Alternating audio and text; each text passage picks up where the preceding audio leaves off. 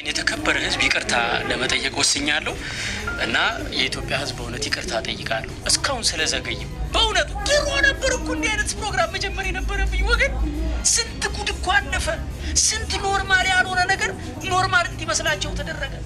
ኃጢአት የክብር ልብስ ሆኖ ቤታችን በር ዘግተን የምንሰራው ኃጢአት ሳያንስ አደባባይ እየወጣ ኃጢአትን ጌጥ አደረገ እና በእውነት እኔ የኢትዮጵያን ህዝብ ይቅርታ ጠይቃለሁ።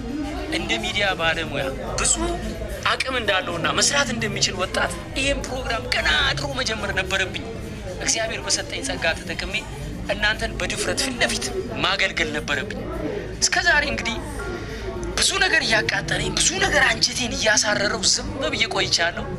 ከዚህ በኋላ ግን እስከ መጨረሻው እውነቱን የማወጣበት ፊታችሁ የምቆምበት ኖርማል ያልሆነ ነገር ሚዲያ ላይ ሲሰራ ኖርማል አይደለም የምልበትን አቅም እንዲሰጠኝ እባካችሁ በጸሎታችሁ አግዙኝ ነው የምለው።